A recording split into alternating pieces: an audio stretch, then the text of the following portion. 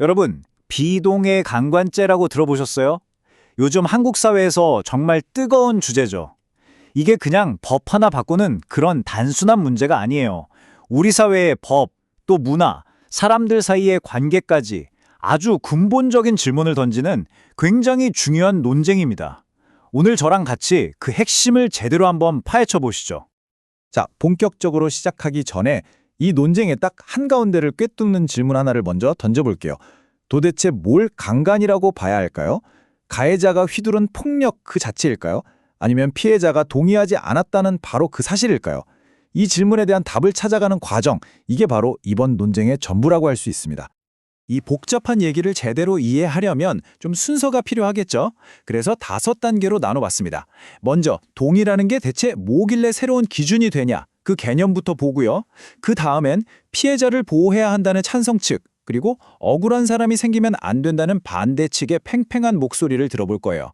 그리고 나서 그럼 법이랑 문화는 어떻게 얽혀 있는지, 증명은 어떻게 할 건지 이 현실적인 문제도 짚어보고요. 마지막으로 이 논쟁이 우리에게 남긴 숙제가 뭔지 딜레마를 정리하면서 마무리하겠습니다. 자, 그럼 첫 번째 섹션입니다. 동의가 정말 새로운 기준이 될 수 있을까요?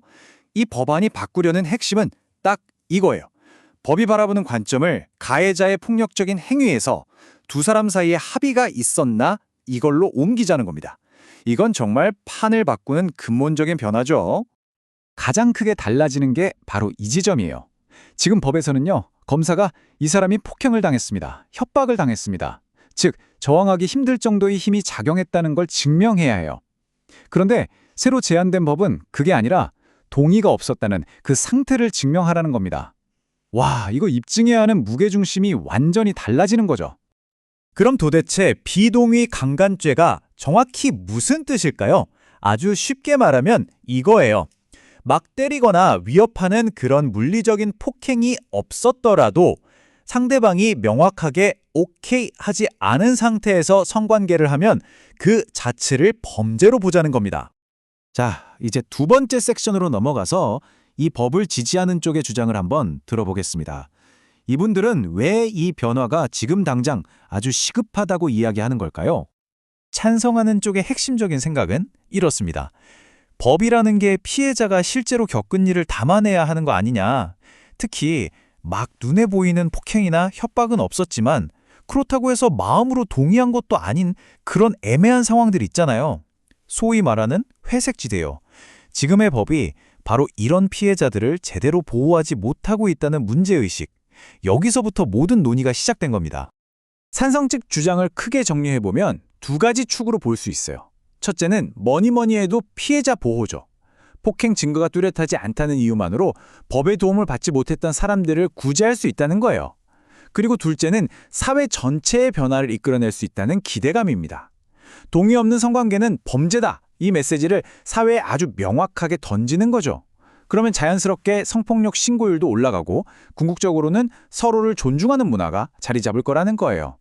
사실 이게 이미 많은 선진국에서 가고 있는 길이기도 하고요. 좋습니다. 그럼 이제 시각을 바꿔서 논쟁의 반대편으로 한번 가볼까요? 세 번째 섹션, 이 법안을 비판적으로 보는 쪽에서는 과연 어떤 점을, 어떤 부작용을 걱정하고 있을까요? 반대 측이 가장 크게 걱정하는 건 바로 이겁니다. 동의라는 기준이 너무 애매하고 모호하다는 거죠. 그래서 자칫하면 우리 형사법의 가장 중요한 원칙, 바로 무죄 추정의 원칙을 흔들 수 있다는 거예요. 범죄인지 아닌지가 너무 불분명해져서 억울하게 범죄자로 몰리는 사람이 생길 위험이 너무 크다는 아주 강력한 경고입니다. 반대 측의 걱정을 좀 더 구체적으로 정리해 볼게요. 동의라는 게 눈에 보이는 게 아니잖아요. 그러다 보니 이걸 나중에 증명하기가 거의 불가능에 가깝고 이걸 개인적인 원한 관계 같은 데서 악용할 소지가 너무 크다는 겁니다. 또 판사마다 판단이 제각각이 되어서 법이 오히려 불안정해질 수도 있고요. 국가가 개인의 아주 사적인 영역에 너무 깊이 개입하게 되는 거 아니냐는 우려도 있어요. 근데 무엇보다 가장 큰 문제는 결국 나는 동의했다는 걸 피고인, 즉 고소당한 사람이 스스로 증명해야 하는 상황으로 내몰릴 수 있다는 점이에요. 이건 정말 부당한 압력이 될 수 있다는 거죠. 자, 네 번째 섹션입니다. 여기서는 논의를 조금 더 넓혀볼게요. 과연 법 하나를 바꾼다고 해서 사회 문화가 정말 바뀔 수 있을까요? 그리고 가장 현실적인 문제죠. 그때 그 순간에 도대체 무슨 일이 있었던 건지를 어떻게 증명할 수 있을까요? 찬성하는 쪽에서는 이 법이 그냥 처벌만 강화하는 게 아니라고 봐요. 그 이상의 효과, 그러니까 사회 문화를 긍정적으로 바꾸는 힘이 있다고 기대하는 거죠. 새로운 법이 생기면 사람들이 관계를 맺을 땐 적극적으로 동의를 구해야 하는구나 하는 문화를 만들게 되고, 이게 결국 성폭력 자체를 줄이는 예방 효과로까지 이어진다는 논리입니다. 그런데요, 바로 이 지점에서 아주 날카로운 반론이 나옵니다. 사람들의 인식을 바꾸는 것처럼 섬세한 문제는 교육이나 캠페인 같은 문화적인 방법으로 차근차근 해결해야지, 형법이라는 이 무겁고 무딘 도구를 함부로 휘둘러서는 안 된다는 거예요. 모든 걸 처벌로 해결하려는 처벌 만능주의는 위험하다는 강력한 경고인 셈이죠. 이 증명의 문제. 이게 이 논쟁에서 양측이 가장 날카롭게 부딪히는 지점입니다. 지지하는 쪽에서는 수사 기법을 더 발전시키고 문자 메시지나 녹음 파일, 그 당시의 여러 정황 증거들을 종합적으로 보면 충분히 판단할 수 있다, 이렇게 주장해요.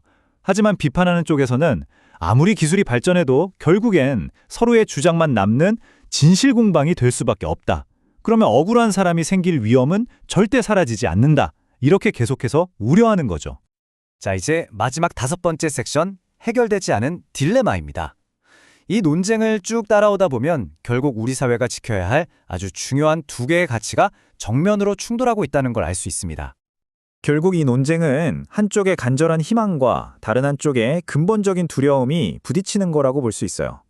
한쪽에는 지금 법으로는 보호받지 못하는 피해자들을 구하고 서로 존중하는 문화를 만들자는 희망이 있죠. 하지만 다른 한쪽에는 죄 없는 사람을 범죄자로 만들 수 있는 무죄 추정의 원칙이 훼손될 수 있다는 아주 큰 두려움이 맞서고 있는 겁니다. 이 팽팽한 긴장 속에서 우리는 과연 어떤 균형점을 찾아야 할까요? 결국 모든 논의는 이 하나의 질문으로 다시 돌아오게 됩니다. 어떻게 하면 죄 없는 사람을 보호하는 모든 시민의 기본권을 침해하지 않으면서도 동시에 성폭력 피해자들을 지금보다 더 두텁게 보호하는 그런 법제도를 만들 수 있을까? 이 질문에 완벽한 정답은 없을지도 모릅니다. 하지만 이 어렵고도 중요한 질문에 대한 답을 우리 사회가 함께 고민하고 찾아 나가는 그 과정 자체가 우리를 한 단계 더 성숙하게 만드는 길이 아닐까요?